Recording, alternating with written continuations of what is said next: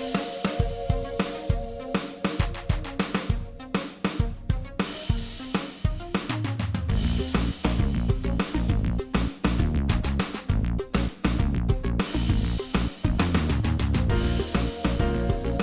boy. So here we go. End of 2020. I'm just botching this intro as much as I can. 2020. Did you have a plan? I kind of had some plans. I had some Did plans, you I get think. To do those plans? Nope. Nope. We didn't do any of those plans. But That wasn't the plan. I'm not even supposed to be here today. today we're watching Star Wars Episode 9, Rise of Skywalker. Oh, we done fucked up. Oh, now we fucked up. Oh my god. So, if we haven't said it yet, welcome to Behind the Hype. I'm your host as always, Brian Dressel. With me as always is Chewy Darso Hi. and Jonathan Hardesty. I'm here. Starting out our final month of the year, which I'm actually really excited about. I just really don't like the movie for today, so, what can you do?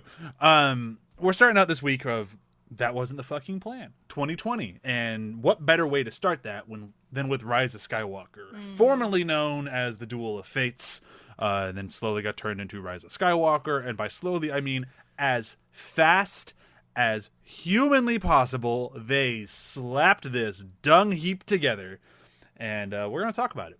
And trigger warning, we're not going to be very nice to it. So if you sat down or popped it on your car on your way to work or whatever it is that you do to listen to podcasts nowadays because you love Rise of Skywalker, I'm going to save you a little bit of time, a little bit of anger. Just move on to the next episode. Yeah, were you Episode's a probably person not who for was you. relieved? Were you a person who was relieved when this came out and it was kind of like the reversal of Last Jedi? Did you hate Last Jedi? You're not going to want to listen to us. Yeah, this one's not for you. And No. This movie to me feels like opposite day in a way. Where it's like, here's a good idea. All right, let's do Well, the opposite. because it's opposite day in a child is supposed to try to gain the admiration, respect, or approval of their parents. And in the opposite world, Disney made this movie trying to gain the respect, admiration, and stuff from their fans.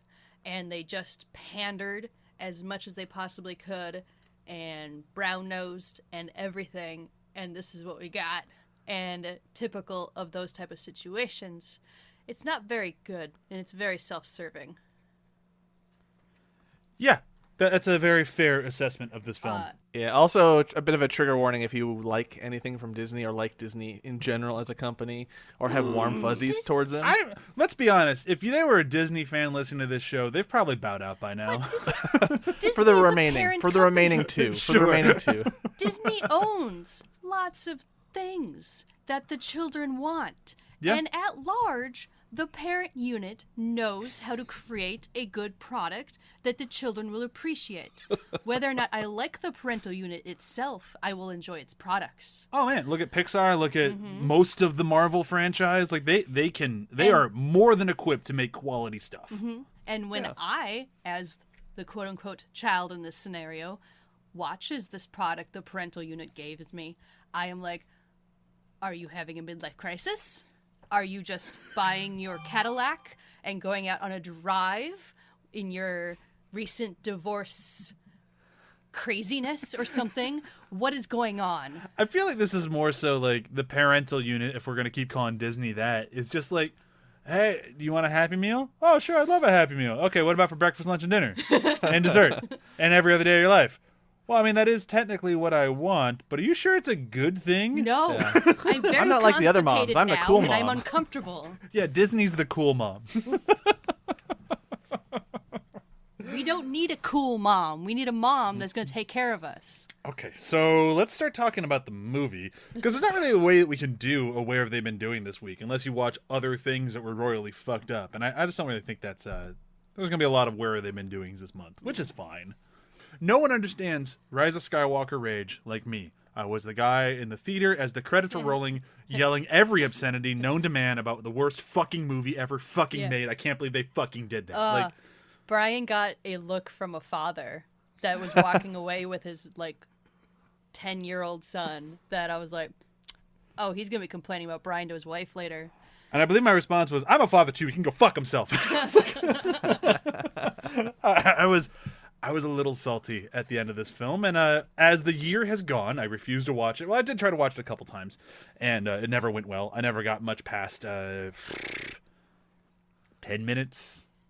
Yeah, that sounds about right. Bother. I think it was around the time when Poe and Rey start yelling at each other, and then Finn has that one line to Rose of like, last chance. And she's like, nah, I'm going to stay here and be useless because the internet doesn't like me. That I'm like, I'm out. Yeah. I'm done. Like, I just can't. This it's just too much. And to be fair to the people out there who like it, like, this movie is just 100% about fan service. Like, story, fucking nearly 50 years of cinema be damned. We're here to service the fans. And as a good friend of the show once said, I am a fan. I like to be serviced. So there are people out there that I understand why you enjoy this thing. I get it. I'm not going to agree with you. I'm not going to argue with you, but I get it. But when you want to be serviced, you still hope that you're getting a quality service. Sure. That's why I'm like, I will see I can see what they mean, but I wholeheartedly disagree because in my opinion, and that's what it's going to be from here on out, and obviously it was well with Chewie and John, I don't think that this is just the worst Star Wars movie ever made, which I full-heartedly believe this is the worst Star Wars movie ever made. And I Are can't... we including the Ewok Village Abso-fucking-lutely. Okay. Oh, yeah. Because at least those are fun. Like, they're stupid as hell, but they're fun. They were. And one of them has Mark Hamill in it, so how bad could it be? But the key word you said there was fun. Yeah, I'm not saying good. Yeah, no, this isn't fun. Like what we're going to talk about now, it wasn't fun. I didn't have any fun this time around. Let's be real. In my opinion, it's just an all-around bad movie. And to kind of discuss how this is such a bad film, we need to talk and basically how this entire month came about. We need to talk about what the plan originally was. And the original plan came all the way back to when Disney started laying the groundwork of like, all right, so we're going to do a baton pass. Apparently, from the grumblings on the internet, we found out is J.J. Abrams is going to start with the baton. He's going to go a little bit of a ways. He's going to hand the baton to Rian Johnson. And Rian Johnson's going to take it the rest of the way. And he's going to hand the baton to Colin Trevorrow. And then he's going to take it and finish it. Each person taking from what the other person had, creating their own story, and moving forward that will make one nice arc. Kind of like the original trilogy, 3 different directors, 3 different tones throughout the different things, but all in all, they meshed together and created one of the best film trilogies ever. I get it. There was a legitimate plan in place. Yeah. Yeah. Kind of like when you play that picture game at parties where someone draws something, you fold it in half, and another person draws something, they fold it, then another person draws something, and then you end up with this really weird mess at the end that everyone laughs at. But it can be done. It can be done well, and I speak in large because the first original trilogy worked. Now, granted, there was obviously very predominant figurehead with George Lucas at the helm, who was able to kind of, make sure the stitching stuck together. And this one didn't really have that. This one had Kathleen Kennedy attempting to do that. I'm not here to shit on Kathleen Kennedy. I think she did the best she could with the horrible plan that they had. I'm not here even to shit on J.J. Abrams that much. I get it. There was plans in place. However, when you have a film like The Last Jedi that half the internet goes, fuck you, and the other half goes, you're the greatest thing ever, you got to come down on one side of the fence, apparently. I don't know how you can't just stick to your guns and make the plan that you had. You apparently you have to go, no, I guess the fans were right, and create this abomination of a film that apologizes from frame one for the film before it, while never being its own thing. Which is beyond infuriating, because when you look at what the film was originally supposed to be, the Colin Trevorrow version, which we kind of have to take bits and pieces that we found around the internet. I found a really good video that did like an animation of it. It's like 10 minutes long. It's a lot of fun. It's kind of funny. It's got the narrator's really good, and he kind of shines a light on like, this movie wasn't perfect either, but it was definitely better than what we were going to get, or what we ended up getting. Right. The story had a lot to do with Kylo being basically unreachable. Like, he's gone too far. He killed his dad. He tried to kill Luke. Like, he is as evil as he is going to get. And even though he might try to not be evil, he's still fucked. And that, at least in my mind, from what we've seen so far, makes sense. It deals with Rey building her own lightsaber before the film starts, just like Luke did in Return of the Jedi, except she's got a double-sided lightsaber because she uses a bow staff. And it's like, oh, this makes sense. I'm into this.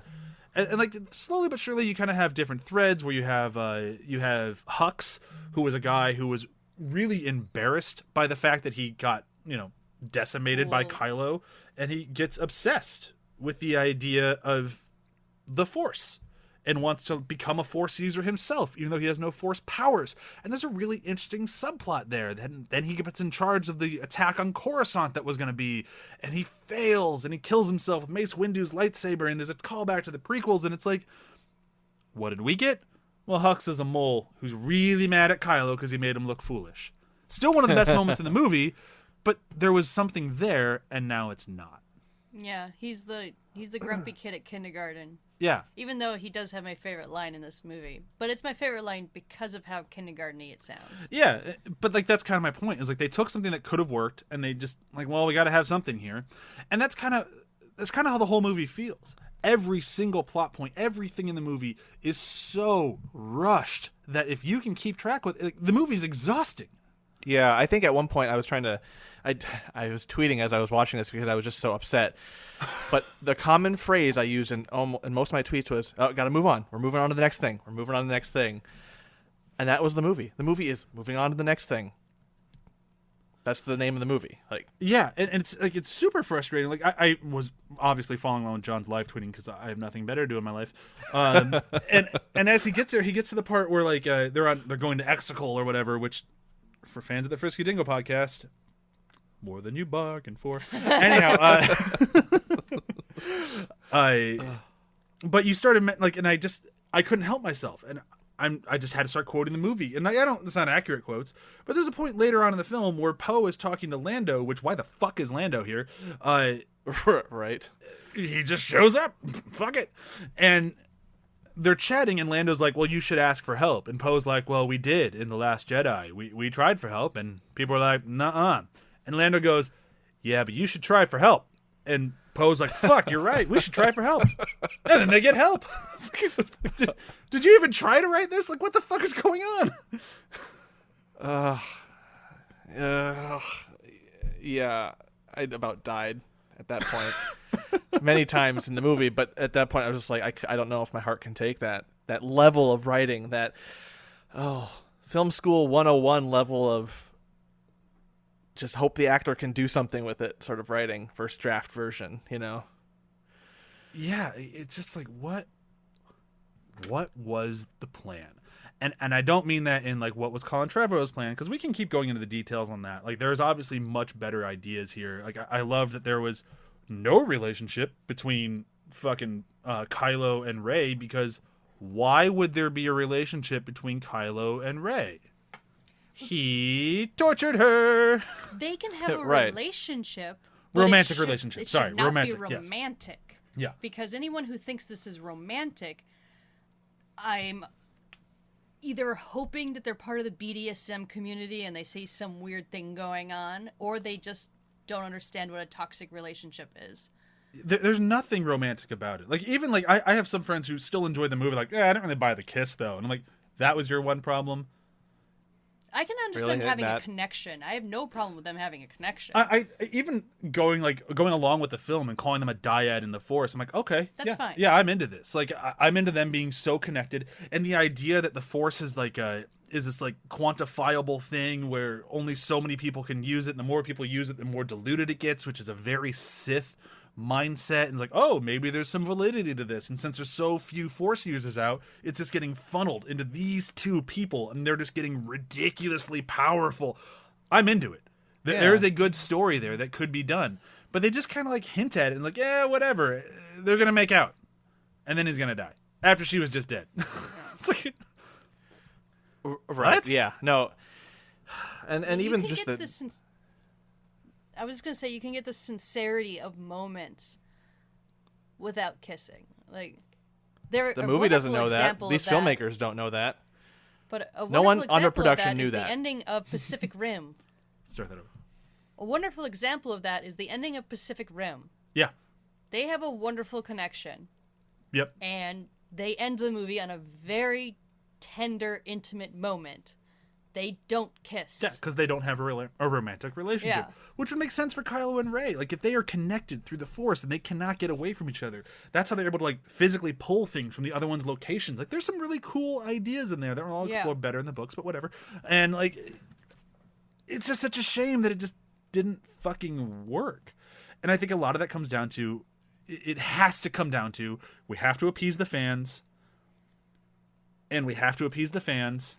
Yeah. Ooh, and let's make sure we don't forget to appease the fans. But the Right. fans, which But what fans are they fans? appeasing? They just went after the ones who were super loud and angry. Because most of those are the ones who are like, I mean, I like that they fixed things from Last Jedi, but you still made a shitty movie. And it's like, yeah, they did, for one. And for two, why were you going after them to begin with? They were never going to like anything you gave them.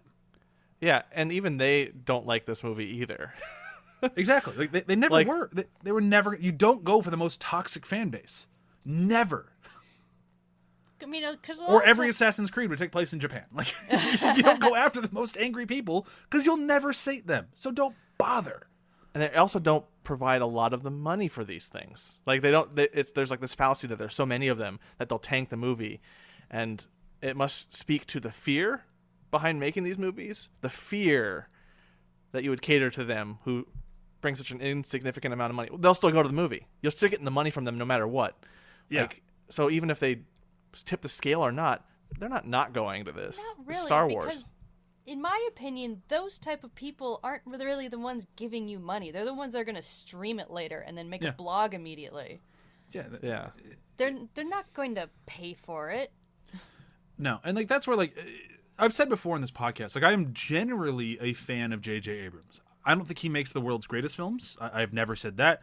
But I usually will say if he is attached to a film, and at least in the director's standpoint, it will be bare minimum entertaining. This is the first film that I'm like, nope, missed the mark. But otherwise, I think he's pretty much across the board at least entertaining. I know if I give him my $15, I'm going to have a good time from frame one to the end. Even if it's a dumb movie, it was still fun. Yeah. And this was the only time where I'm like, I feel like he was under so much pressure to not just make the end of the trilogy, but at some point they got in their head, we have to end the Skywalker saga. He had an impossible task. So that's why, like, when I said earlier, I'm not here to shit on JJ too much. He did a terrible job with a terrible job. And Like, the deck was stacked against him from day one. in my opinion, the Skywalker saga was done at episode 7 or 6. Yeah, Sorry. no, it absolutely was. And It's just- this franchise made sure of that by basically not having any fucking Skywalkers in it. Yeah, and like, Rey's not a Skywalker. Okay, she's adapting the name. That's nice. Ben is a Solo. Yep. I mean, yes, he has some Skywalker blood in him, but by general, I guess, patriarchy standards, that's the way it is. Like, Yeah. Yeah. So there really is no Skywalker. Then you have Luke, who's just stomping around like a grumpy old ghost dick, and it's like his character could not be more the exact opposite than it was in Last that's what Jedi, was which I can forgive because he grew in Last Jedi. Okay, sure, but his standpoint shouldn't have changed.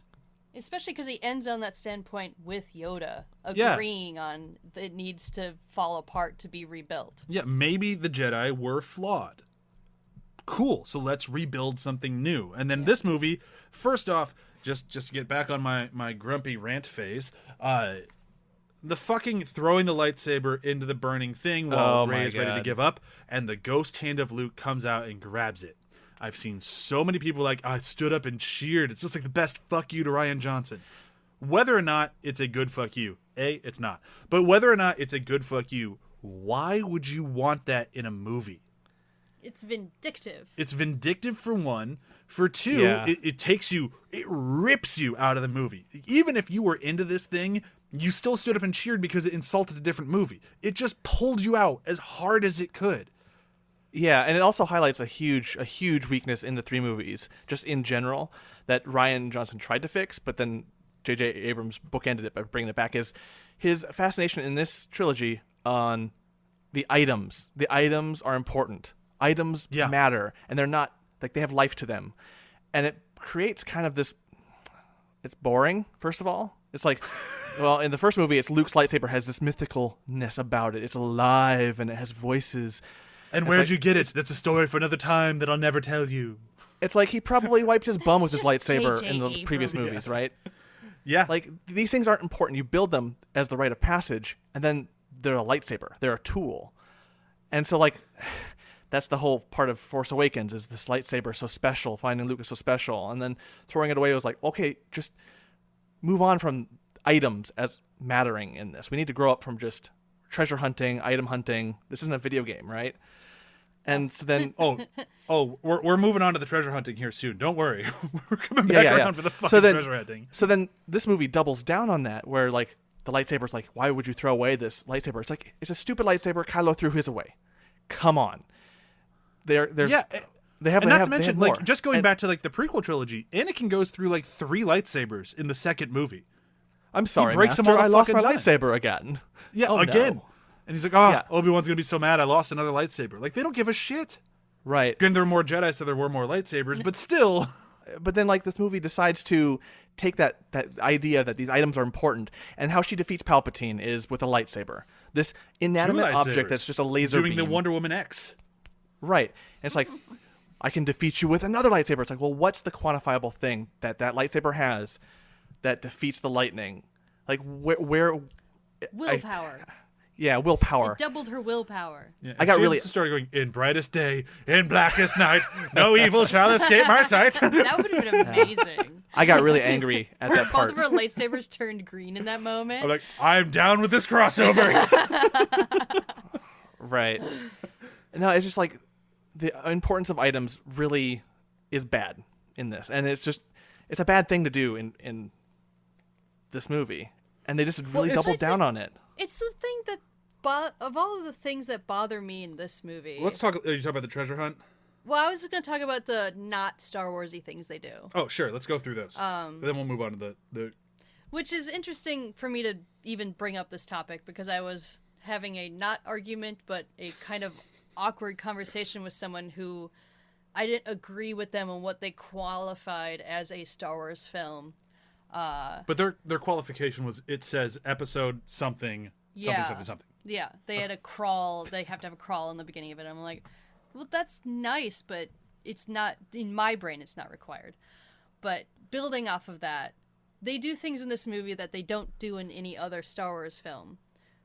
One glaring thing to me was a flashback. Yep. Although there was, as soon as you said it, I remember there was one other movie that did flashbacks. Are you talking about episode 2? I'm talking about Force Awakens. The other Abrams movie does Did you have a flashback in that one too? Yep. Yeah. It must not have been as jarring because I don't remember it. It made more sense thematically because it was when, or maybe it was, no, they do it in Last Jedi too. But It's when he talks about, like, I almost killed Kylo. And then Oh, Kylo yeah. pushes the house away, then Luke all I around guess it. that's true. They do flashbacks in all of them. This is the most egregious in my opinion because Yeah. it's not really motivated by plot. It's like, do you remember when I was with my brother and we ran through the forest? Yeah, okay. Treading for hours. So, yeah, that one just pulled me out. I didn't like that flashback. I forgot about the other ones. For some reason, they didn't affect me as much. They were more driven by story. You're spot on. I'm not a huge fan of flashbacks in Star Wars in general. Like, No. it's a weird thing to do. And then, Especially because the whole movie's already flashbacks. It starts with a long time ago. yeah. And then the monologue from Poe Dameron at the end when they're getting themselves together to go fight. It's like, I don't need this. Why are we doing this? Everyone pick up their phone because Poe Dameron's dialing it in. It's like I just don't like unnecessary narration, and suddenly it felt like that's what we were getting. I know it's supposed to be like an inspirational monologue, Right. But it would have been inspirational if it was during one of their circle talks. Right. I think for me, It was It's instead one it of- was over a montage, and I'm like, stop it. Just Yeah, stop it. no director was there when he read that text. Honestly, no. Like J.J. Abrams was in the room when Oscar Isaac read that, because there's nothing. It's dead words performed perfunctorily. Like it's just, we gotta be inspired to defeat the evil. We gotta fight the Palpatine. But here's the thing: is like, maybe this is why we all have such a problem with it. Is Poe and Finn do not feel like generals. General Organa makes sense. She was always in charge. She was a prince. She was royalty, and then she always took charge. Poe is a grunt, and Finn is a twice deserter. Yeah. Like, why are these two fucking Yeah. guys in charge of the anything. Anything. And no one in the movie acknowledges that. I'm not saying they're bad characters. In fact, that makes them better characters to not put them in charge. Luke was never in charge. Han was never in charge. Not counting the books. I'm talking about in the movies that we saw them. They were never in charge. They were kind of. They were the all-star players, but they were never. They were in charge to lesser degrees in Return of the Jedi. Mon Mothma was in charge. She's Mon the one who Mothma set them on was in the charge. thing. Yeah. They got in charge of them on Yeah. the ground level, but there were still generals in charge of them. Mm-hmm. So it's like, Yeah. so why do we put them in these commanding roles when their characters have never commanded shit except for I'm a grumpy dick, that's Poe, and fuck this, Yeah. I'm out, that's Finn. Why would they ever be in Yeah. charge of the Rebel Alliance or whatever the That fuck is they're their calling key themselves arcs. Their key arcs Yeah. are They're, I'm gonna pout they're and the I'm out. resistance. now? Yeah, like the resistance. Like, why would you put them in? It doesn't make any sense. We resist This leadership. character arc makes no fucking Yeah, sense. and Yeah. And the movie doesn't Rey's like always the- going off and doing her own quest. That's Right. what Rey does. She always just Yeah. fucks off. She's never really part of the team. And the side doing- characters in this movie don't acknowledge Poe and Finn necessarily either. In their No. actions as leaders, they're just like, "Oh, these guys are talking louder, so let's defer to them." But we have the same amount of exposition that they do. I am, honestly- side character Pippin or Mary, right? I'm Meriadoc, the space guy. I have just as much exposition as Poe. Don't get me Almost started word on for word. the Pippin of it all. Oh my god!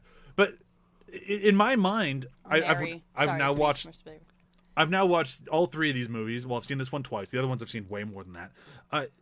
Billy Lord should have been who was in charge. Yes. Like she was- made the most sense. She was always there. She was right at Leia's side and Leia's daughter. But you know that it She would have was- made more And sense. she was in all the other movies. She was in all of them. She so looks she like was established as an authority of some sort. no one would have questioned it. Yeah. And she's a great actor. Watch American Horror Story. She's She's American good. Horror Story. She's fucking great. She could have handled it. She would have crushed it. Having Poe and fucking Finn, and not to mention, it just feels like a gimme for Finn. Like I know there's John Boyega has been very public about how much his character was just fucking kicked out of the movie. His character really doesn't have anything to do in the movie. No, so even that would be like, all right, so Finn is the general. It makes no sense because it's twice deserted, but he's the general. It's like, okay, well, at least then his character is Yeah. something. But like, no, well, we're going to Poe be the general too. They're both be generals, and they can get a doctor joke in there. Yeah. And just kind of yell at each other a bunch, and Finn gets to yell at everyone's names at some point. That's banter. Yeah, that's banter. You know, the banter is Finn going, Poe! Ray! Ray! No. It's like she is so far away from you and in the middle of like a really wavy hurricane. She can't hear you. Yeah. Stop yelling her name. But Right. This is all I have, man. Ray! yeah, and his white knightness was always something that annoyed me in all three movies. But again, that was something that could have been arced out of him. Yeah. It could have worked. They could have roughed those edges out over the three films because all he does is get paired with powerful women Yeah. who put him in his place, so he should have learned. But no. It didn't really happen. And he should have made out with Poe. Let's be honest. They should have banged. I wasn't really into it, but now that I'm here, I'm like, fuck it. They should have banged. Because if Disney's gonna throw in our fucking like cookie gay characters as two random female extras who kiss in one shot, Hey, one wasn't an extra. She had lines. sorry, a featured extra and a regular extra, we're gonna have a quick smooch. It's like, fuck off, Disney. Fuck off. No, we're accepting. Yeah, Sure, that's you are. representation. That is representation. Signed, Disney. Fine. Disney, you eat it up. We'll We're have allies, it. right? We wanted to Oh, put man. it in as easily removable as possible, so we could put it in markets that will get mad at us. Oh, yeah. Like India, who's currently very mad about a kiss. Oh my god. Oh man, like the musical score is such that you could, yeah, it's super easy to edit out that Yep. scene. In fact, I was in the middle of a tweet and I missed the scene. Like, that's how quick it was. All right, so I could bitch for days about this movie, as obviously, and then I just get really lost in the weeds of bitching about it. But let's try to focus in on something very good to bitch about. And in my mind, that has to be with the scavenger hunt. I have no problem with an adventure that takes them from planet to planet to planet. Revenge of the Sith did the same shit. It's just like, oh, we have a random excuse to go to this planet. And how about, Order 66? We got to find all the Jedis. Look at all the planets we can find. Like, I get there's ways that you can kind of like want to shove in as many alien worlds as possible to make it look like it's a grander film. I get it. I see you. that's kind of what I think they were trying to do here. Like, we got to go to this planet over here that's kind of like Tatooine. And, we're going to find Lando. Then we have to go to this planet. We have to go to this planet. We have to go back to Endor, where it all ended, kind of, for a little bit. And we have to go we're back going to the planet this time, not the moon. That's true. And we have to go to the original Death Star, which landed in the oceans which are known for their stability and non-moving ways. So we're going to craft this knife that as long as you stand at this exact point on this exact mountain and line it up, luckily, earth and water never moves. Remember that. So when we make this knife, it's going to line up perfectly to show you where that one MacGuffin-y thing is that as soon as she finds, Kylo is going to break. What a goddamn waste of time. Yeah, I called that in my little tweet storm the important knife that has it's very important. Apparently, it was in. I don't remember if it was in the comics or if it was in Rebels. Like there was a knife somewhere else in one of the properties, and it was a tie-in. I think from. This is loosely me going off someone else saying things on the internet, and I never vetted it. I'm just so frustrated with that knife. The knife just kills me so much. Well, there's so many things in this movie that annoys me, but there's nothing like the knife. Well, the knife goes back to that problem. The problem of the item suddenly having this importance that isn't. It's a stupid knife, a runic knife. Like this is all from the writer-producer of Lost. Yeah. Come on. Yeah. So I love JJ for his style and stuff, but there's places where it just is kind of annoying. It is a running joke for me personally that when people don't communicate, they're talking about being on the island. I'm like, all right, we gotta get off the island, guys. Stop keeping secrets. Just talk to each other. And there's multiple moments in this movie, including the knife, that is just a little description on it with, parables or whatever. In Sith, that C-3PO, which we're getting to next. Don't worry, I haven't forgotten about 3PO. Like the movie fucking did. And be like, Leia knew it too, but she didn't tell you. And it's just like, why? Why was that important to keep? No fun. JJ, come on. It's like this you is totally why I just want to send you a mystery box. Right. It's like why you completely misunderstood the conversation in Return of the Jedi from a different point of view. Obi-Wan's whole thing. I was like, that makes sense. And this is just like, you just didn't need to know it until the plot demanded it. And I'm like, that's bullshit. Yeah. That's not a different point of view. That's bad writing. You didn't know it until the correct amount of drama came up. Yeah. So, speaking of the correct amount of drama, I was going to jump into 3PO next, but now that I feel like I need to, if I'm going to stay on the hate train, I just need to keep riding it. It's a comfy train. I think my absolute beyond the knife, which fuck the knife, beyond the knife, beyond the important knife, me the most, which is going back to Chewie's thing, is the thing that Star Wars doesn't do, and that's fake out deaths. And this movie is chock full of fake out deaths. From the title crawl, it's like, you thought the Emperor was dead? No, that's the theme of this movie. Before we see anything, we have, gotcha, Emperor's alive. What? Not to mention, just to step on it for just a second, I've never seen the opening crawl have to carry more weight than it does in this movie. It's like, the first line of the opening crawl should be, buckle up and make sure you read what's below, because otherwise you're going to be lost. Anyhow, the fake out deaths in this movie, they're relentless and beyond infuriating. You have Chewbacca, you have 3PO, you have Rey, you have Kylo twice, and you have, I always forget her name, Kerry Russell's character, and I guess Babu Frank and basically everybody on that planet who didn't die. Right. I mean, correct me if I'm wrong, that was Kerry Russell's planet that they blew up, right? Yes. Yeah. So somehow she just saw the laser coming and fucked off with Babu Frank somehow? Really fast, because time and space doesn't matter in this trilogy. And then after having her whole planet destroyed, she's like, yeah, thumbs up. I'm going to go fight these guys. Real cool. Woo. Hey, she got another coin.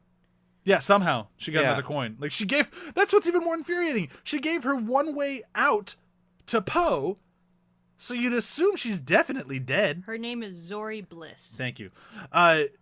She's fine. She got out. She's got Babu Frank. Hey!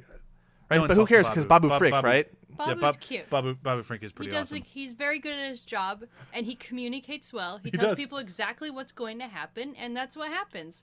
He does not, make secrets. He has my favorite moment in the entire movie, which is also a quote, so I'll get to that at some point.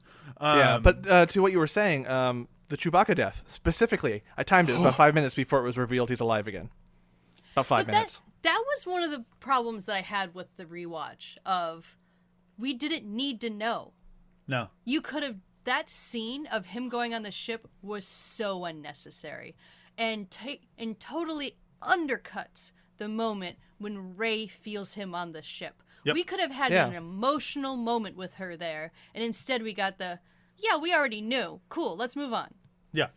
So, Instead, we it was know. like, we know already, Ray. Where are you at? Catch up to the movie. Like, Yeah, like, everyone at the you- resistance camp, this they know is this already. Welcome to now. A missed opportunity of sincerity. Yeah. Which, with a movie that's all about, like, you want some emotions, kids? We got some emotions. Hop in the van. We'll give you some emotions. It fails in, like, every... Yeah. Just don't tell me Chewie's alive right away. I mean, that scene is like, 3 minutes long? Maybe. And that was, like, I was Yeah. legitimately upset in the theater. Both kind of, like, legitimately upset going, you can't fucking kill Chewbacca like that. I know how Chewbacca dies, and it's not like that. It's throwing Han's son back into the Millennium Falcon and yelling at a moon as it crashes into him. Far more dramatic Yeah. than Rey blew him up with lightning powers. Yeah, but even when I first saw this, not knowing anything going into this, if they had stuck with that and he had died, I would be like, okay, a bold choice. Like, But a choice. Having this movie do something bold was where I was But- hoping for. But Right. just to be the grumpy dick that I can be, would it have been a bold choice? They've done fucking nothing with Chewie throughout the entire sequel trilogy. So to kill him here, he's like one of the safest ones to go. He's almost the safest 3PO, who also fucking goes. Like, they didn't go after Rey, they didn't go after Poe, they didn't go after any of the new characters. It's just the ones who've all been kind of like kicking around like, yeah, I'm here. I'm not really here for plot. I'm mostly here so that you guys can buy t-shirts with my face on it. Those are the ones who all die. Yeah. And then come back. And then Kylo dies again. And then he comes back and then he dies again. Right. So I mean, that's a fair point. It's just I think having someone that the fans, I was very much in rebellion, in resistance to this movie at this point. So having something shift in this movie from its up till now boringness, having Chewie die is like, okay, this is gonna spin, like, derail the top a little bit, change things up. No. Because it is a genuinely emotional moment, Yeah. which happens Yeah. for some Jedi where they lose control and they accidentally use the dark side. For a Jedi or someone who hoping to be one, it is almost a turning point. Yeah. Where like, did that feel good? Do I want to use that power again, or do I fight it and become a stronger Force user in the light direction? Like, it is so pivotal most of the time emotionally for someone being trained in the Force, and then they just kind of go on from it. I mean, it's such a, again, like what you were saying about Chewbacca should have actually died, because it would have continued to have had weight, Yeah. Right. and it didn't. No. And then the writing does this thing where Kylo, when he's talking to Rey at some other point in this movie, because I mean I'm not keeping track, but he's like, I made you test your limits so you could know who you are. I'm like, Kylo Ren, you were fucking surprised as well, you dumb shit. I mean, he's surprised because of her power. You weren't He was masterminding definitely this pushing moment, her. Kylo. Like, Yeah. there was no masterminding this moment for her to kill Chewbacca. Like, the movie, it's like in the original Muppet movie where they get the script to catch everyone up. It's like everyone has the script of this movie in the world of this movie. Yeah. Yeah. There's no surprises. There's nothing hidden. It's just kind of, everyone's just kind of a lying, grumpy dick. I mean, it was surprising to the people that were actually on that ship, because they're like, Oh, yeah. we're just a general cargo ship. We don't know what you guys are doing. Why are we in the middle of this? How are we not able to fly? Is she shooting lightning at us? For them, it was quite surprising and terrible. But like, I've even seen some people more on our side of camp who really hate this movie, who even take issue with her having lightning powers. That didn't really bother me. Like, it bothered me more that she's a Palpatine than anything else. I mean, if you have issue with her having lightning powers, you don't really understand I guess, Yeah, the like- Force, because anyone who is very attuned to the Force and can use it could potentially have lightning powers. It's a Yeah. choice. Yeah, so it's just like that one didn't really bother me at all. The idea of her being a Palpatine really bothers me. I've never enjoyed It makes you start that. asking questions. It makes brings you ask rape questions into about the Star movie. Wars. It does. Like it kind of brings. It either brings rape or the weirdest consensual sex ever. Because Because who fucks Palpatine? Yeah. Thinking of Palpatine as a sexual creature is not very pleasant. Palpatine at the end of Jedi, because he had to have her after Jedi. Yeah. Ugh. Well, he didn't. His son. He had. He would have. Oh, so he would have had a son. He would have before had Jedi. it after Order 66. Yeah. At some point. So he's still all. while he's the Emperor. He's still all burned up. He's still burned up. He's very much the Emperor when he's sleeping with whoever her grandma is. I just liked his personality. He's so hateful. It works. I love it about him. It's great. Yeah. Like it just brings in this weird like. Ugh. Couldn't It grinds she the movie just- to a halt as you start to scratch your head and think, Couldn't she have been wait, a niece? what? Couldn't she have been a clone? You already shown us your clone tanks with all the fucking Yeah. Andy Serkises in there. I hate this. I mean, trilogy so unless- much. I can't remember anybody's names. Yeah, unless the Snoke. whole thing is Snoke, that. thank you. I mean, unless he just petri dished everywhere and force alived them. Like, here's all my DNA here on the floor. I'm bored as emperor of nothing. Hey, you're alive. You're alive. You're my son. Go to it. And not to mention the way that we find out that she's a Palpatine. That conversation with Kylo, it's just like it's like Abrams and company watched The Last Jedi and watched the scene where he revealed that her parents were nothing, and they're like, "That's a really good scene, man." Those two actors sold the shit out of that scene. Let's do it again, but dumber. Your parents were nothing by choice. See, I didn't lie to you because your parents were nothing, but they were nothing by choice. Your parents were something. They were Palpatines. It's like, what? No, you can't just say I didn't lie to you and then say, but I lied to you. Like, you understand that's bad writing. Like, you have to, Abrams. Like, no, I'm not trying to be offensive here. You have written amazing things. I know you're not a bad writer. So why is this so poorly written? And don't say Chris Terrio, because he wrote great films like Batman v Superman. It's poorly written because it's not written based on creativity. It's written based on demand. Demand and necessity. Yeah. Yeah. So it's Yeah, not written going on to be necessity. written well. It's a angry fucking fanboy checklist, and that's the whole thing. I don't know how much more I can keep talking about this. We've been talking about it for 45 minutes, and I'm just getting more and more angry. It's been like our most scattershot episode. So let's talk about good things. Kylo's hair still looks very nice. It does.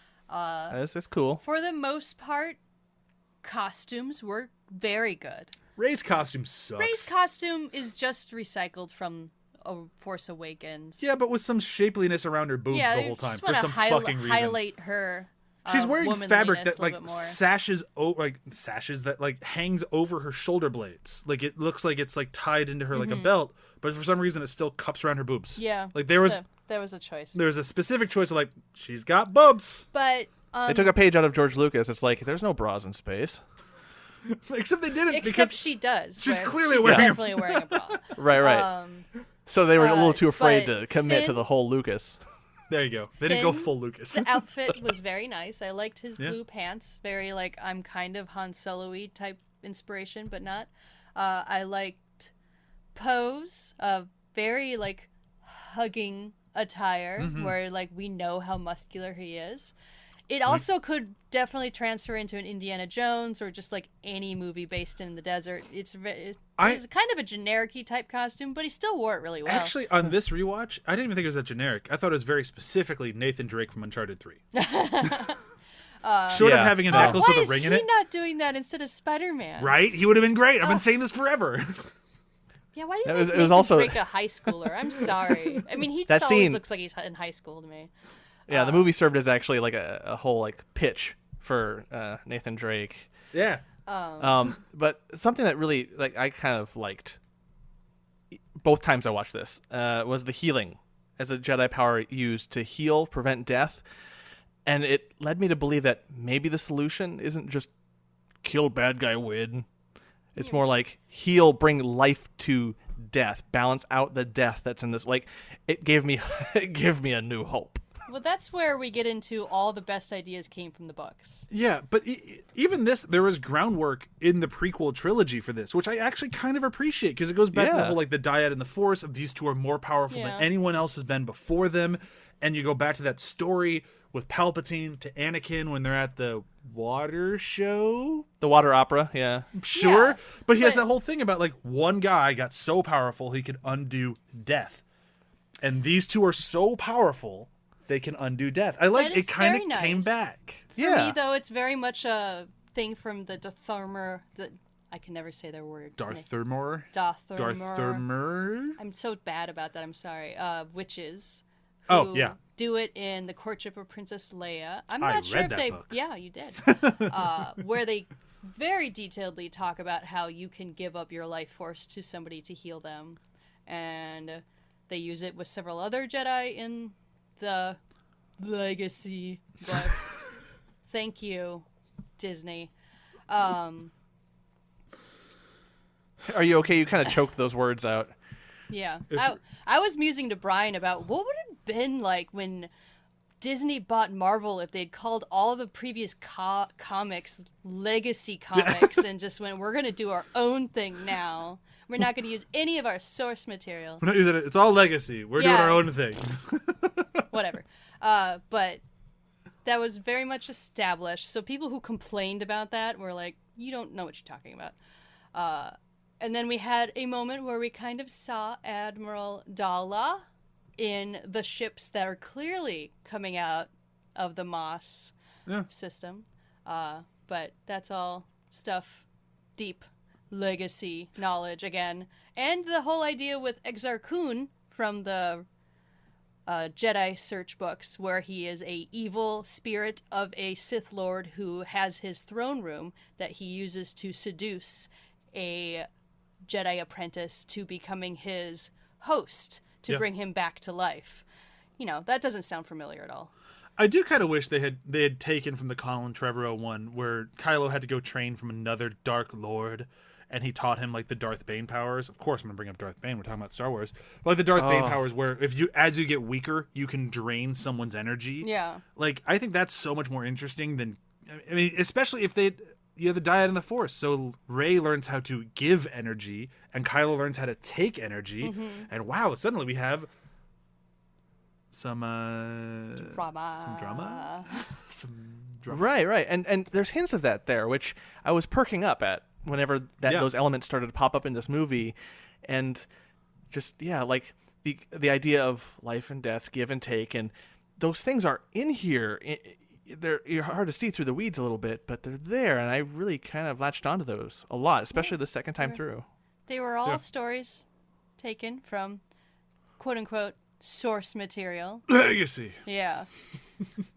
And if you try to come at me and say, no, they came up with that on their own, shush. Fuck you. Well, it's funny because I read the Bane stuff after watching this the first time. Like, I think you recommended it to me, and so I checked it out.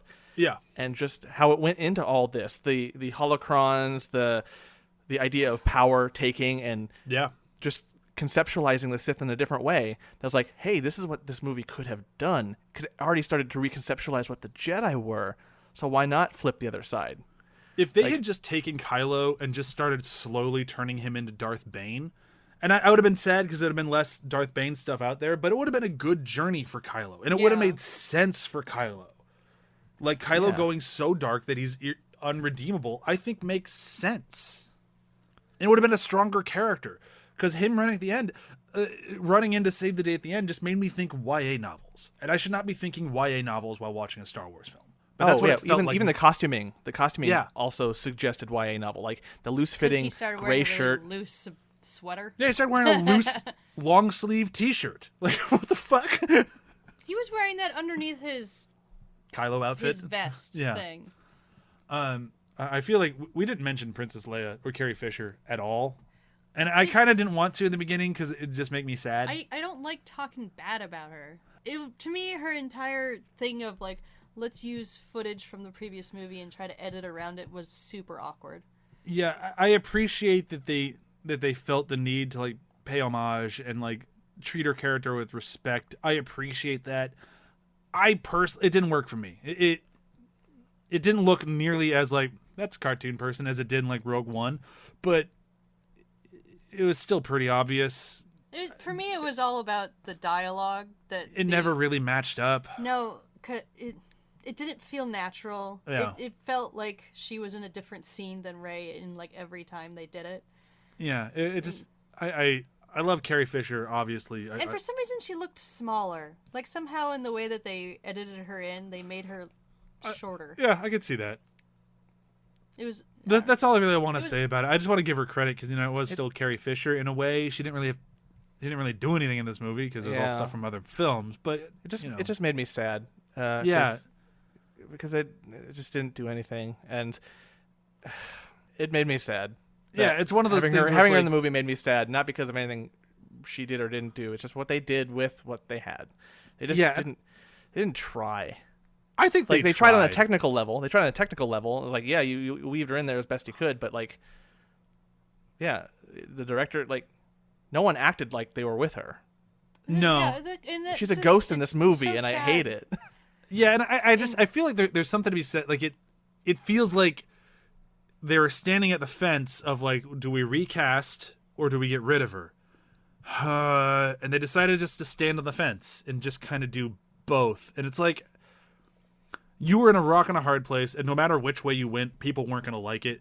And I think this was probably the best possible version of what we could have gotten. I'm going to try to end this on a positive note before we get out of here. It's, unfortunately, because this is Rise of Skywalker, it'll be a positive note mixed with some bullshit. I got to say, Anthony Daniels doesn't know how to turn in a bad performance. That's true. Like, when it comes to C-3PO, this guy just gets it. You can hand him the biggest pile of shit, he'll still be entertaining with it. He still does the best he can. His lines make no fucking sense. He's standing in a room full of strangers, one, people who outright insult him constantly, two, and his final thing he says to them is, I'm looking around at my friends. Oh, but he had the wonderful moment from the CW there. Where he quietly looks off to the wall where no one's standing and walks towards it, musing about his choices. And then dramatically turns around and goes, my friends. Yeah.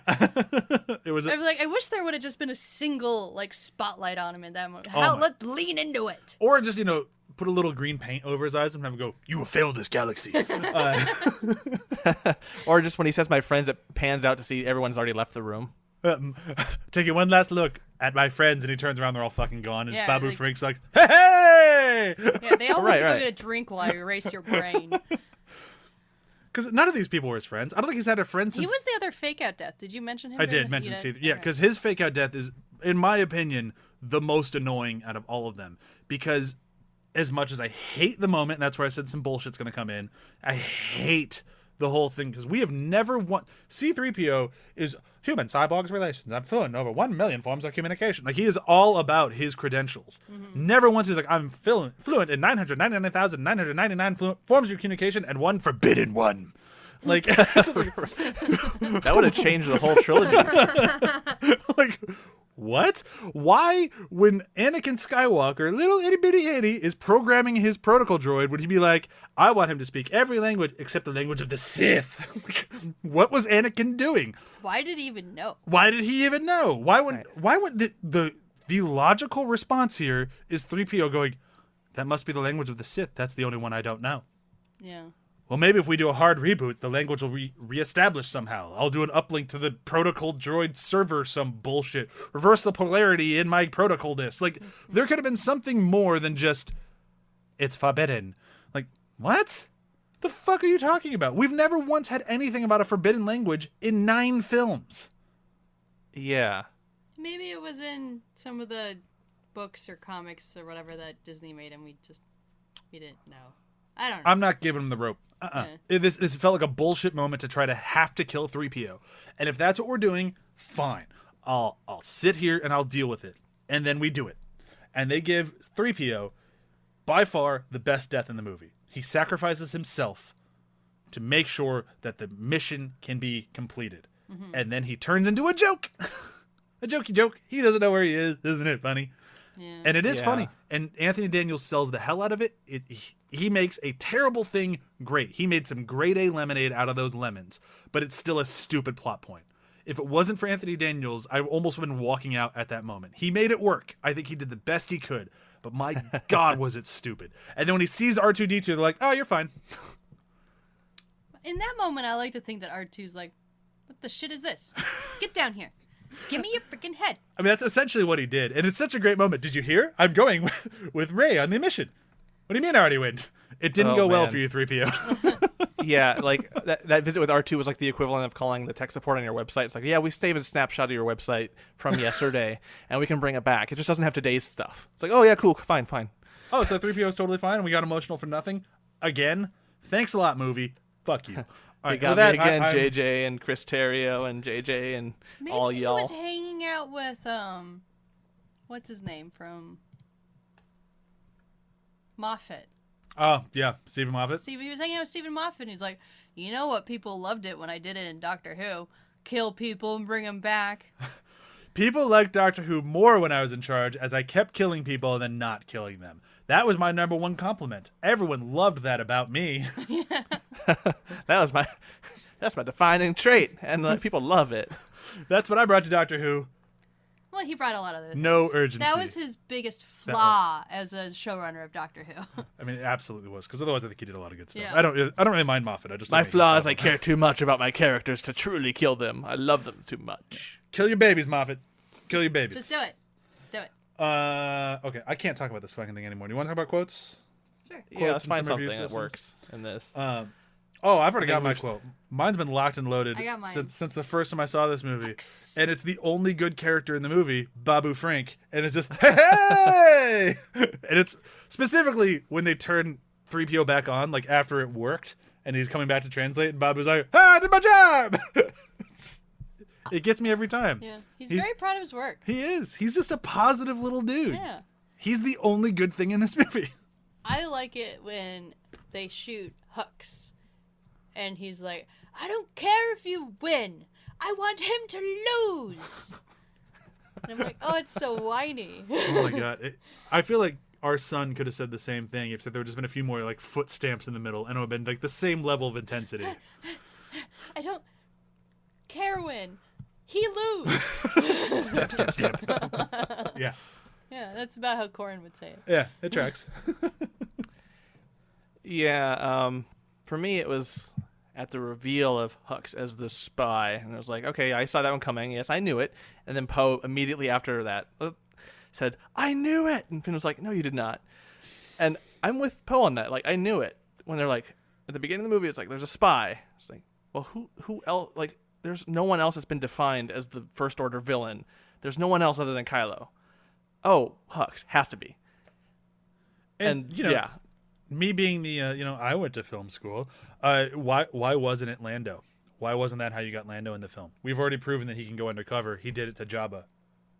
Yeah. So why wasn't that Lando? I don't know.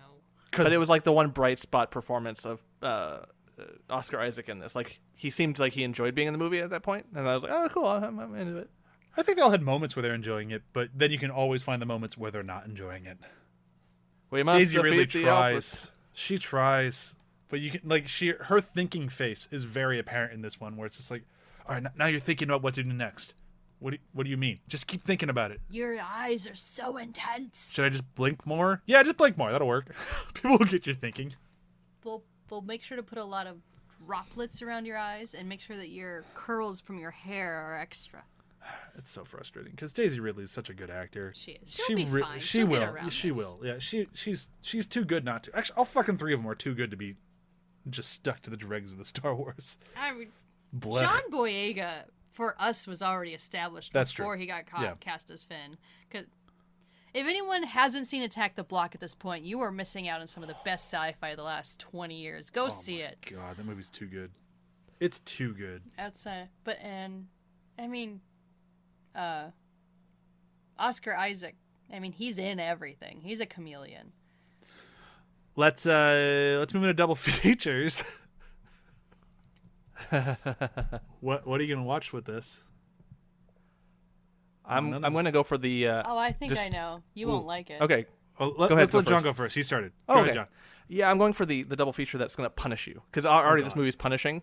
So it's like, let's just stick with that train. Let's just keep going to hell with this. And the sequel to Boondock Saints, Boondock Saints 2, right after this. That's what we're doing. If you don't hate your life after these two movies, then, yeah, like, I failed at this double feature. Wasn't that called All Saints Day? Yes. I never even saw that thing. I never saw it either. I'm gonna go. I watched with, 10 minutes of it title. and I stopped. I'm gonna go with a movie that I only saw once and went. I don't need to do that again. It is something that Brian enjoys. Uh-oh. So you're gonna be a little annoyed at me. Oh, Michael Bay's The Island. I love The Island. It's a terrible movie. You're totally right. No, it does work. It's But I guess you can enjoy it because you don't have any emotional weight to it. I didn't have any emotional weight to that film either. I just don't like anything they did in it. They established that trains hover now, and then a semi-truck full of train wheels crashes, and train wheels go everywhere. Why? And they have some weird VR fight where you have flashes of Xbox behind them. Why? That movie's so good. To sell stuff. right. It's not a good movie. The Island, starring Scarlett Johansson and Ewan McGregor. Why did we not do that one for Scarlett Johansson Month? We picked all of our other terrible movies. Because I didn't want to watch it again. Oh, God. I still feel bad for what we did to Scarlett. We did not do right by Scarlett at all. I'm still fine with You know what? we saw Compared to some of this those movie, movies. we did better. That's by true. I mean, Scarlett. we did Under the Skin. We did, like, her best performance. I don't dislike that I've seen Girl with a Pearl Earring. It's not a great movie, but there's things in it. So boring. It's so boring. And I was happy that I finally saw Lucy. So, yeah. Where she turns into a thumb drive at the end. Yeah. Whoa, we did not pick great movies for Scarlett. All right, I need to do a double feature. Oof.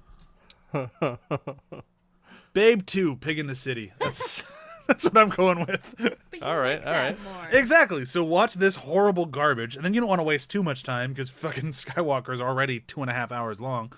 Babe 2, Pig in the City. Nice trim, hour and a half. There's nothing bad in that movie. It's written and directed by George Miller of Mad Max. That's fucking awesome. Yeah. It's got Hugo Weaving in it for a little bit from last month. That's pretty cool. It's good for what ails you. Yeah. The movie ailed you. It's got some bitchy chimps in it. That's always fun. That's what you always want. Bitchy chimps. Yeah. No, man. Babe 2, Pig in the City. Just, There was a chimp in this movie. there was a chimp in this movie. Yeah. he was Yes, a who welder. rebuilt Kylo's mask, yeah. Oh. Because you had to rebuild Kylo's mask. Because we wouldn't know Because it was Ryan Kylo without broke the it, mask. the jerk. Ryan broke it, the jerk. Yeah, because Ugh. Ryan broke it. That's it. The addition of red was very important in parts of this film. I had like Let- Mass let- Effect 2 flashbacks with that. I didn't even I'm put going that evil, together. my face is That lighting up. Ooh. That is so right. I didn't even put that one together. I always play the games of Paragon. Oh my god. That's too fucking good. Let's be fair though. Colin Trevorrow's version did also have Kylo make a new mask. It just wasn't the Yeah. old mask with angry red lines on it. To show how angry he is now. All right. I think that's it. I don't think I can go back to it. I don't plan on No. watching this movie again until my son is old enough to watch all of them, Yeah. and then I'll watch it with him. Yeah, To be I'll watch it on fair- apology. Like the next time I'll be like, okay, we have to watch this because it concludes the thing and you got to see how it ends and just grin and bear it.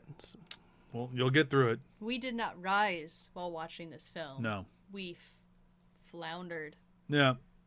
It's more like the fish slowly gasping for water on the side of a pool of Skywalker. My anger rose. The rise of anger. That was That's true. The rise pool of, of creativity is right there. The You fish have- is just it's dying on the outside of plentiful. it. But you were like, no, I will give you this inch, and you shall live. What do you mean? That's not enough. What do you mean? There's lightsabers in it. How bad could it be? Did you do any sort of fight choreography? I'm actually a Ooh. saltwater fish, Knew and we you forgot keep putting something. me in fresh. Yeah, that is the best analogy for this movie. Is it? I don't even know. I think my parent-child thing is. That's closer, but that's more of just a dig at Disney in general than Star Wars. But This don't get me isn't wrong, a I'm treatment of Star Wars. fine taking shots at Disney. Do it all day long. Fuck Disney. Anyhow, next week on this podcast, the hits keep coming. We're going to keep this party train going. And next week, 2020.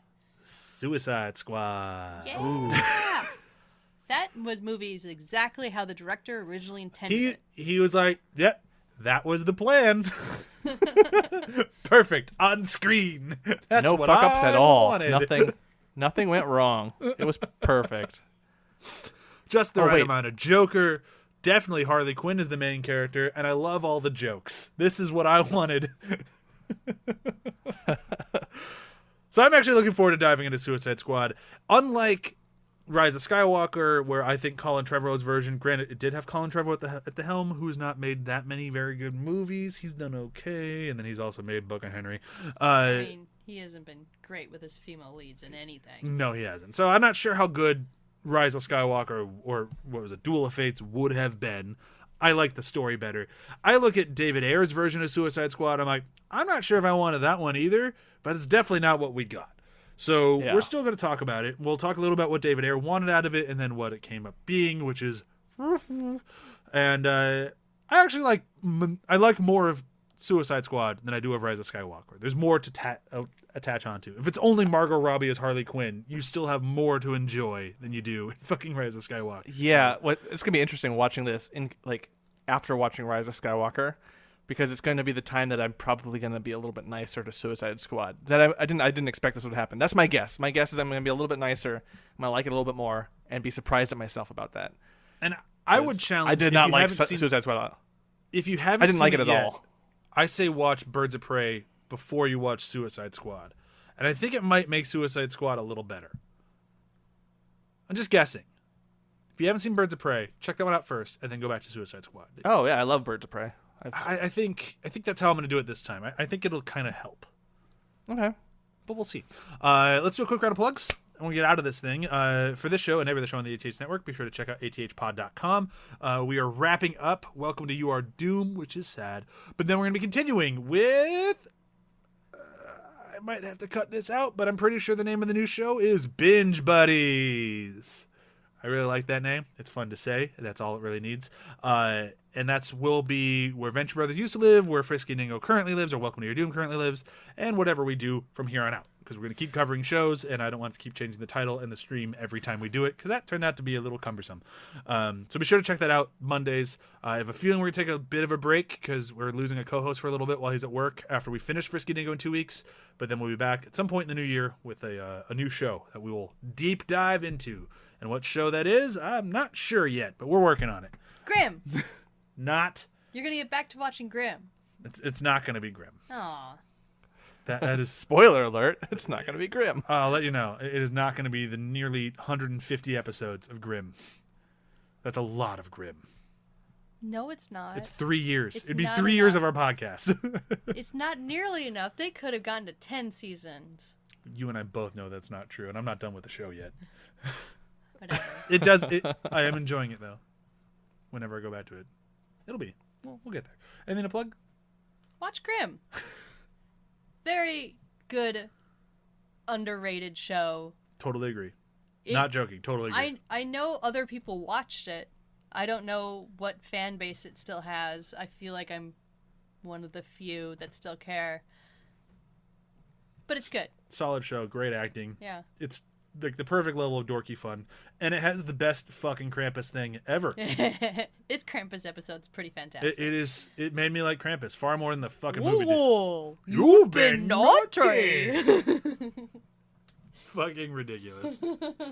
John, plugging.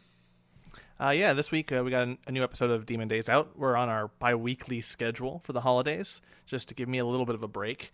And yeah, got a new episode out this week, and we're going to be recording another batch here to round out the year, so I'm excited. Sounds great. All right, guys, thank you so much. I know this one was a bit of a rough one to get through, and it went a little bit longer than I thought it would, but we did it. Yes. We all We revisited survived. Rise of Skywalker, and we survived. And now we can rise from our seats and get out of here. And now you can do this. Yeah. So, bye. Bye. Bye. Bye. Bye. Bye. Bye. Bye. Bye.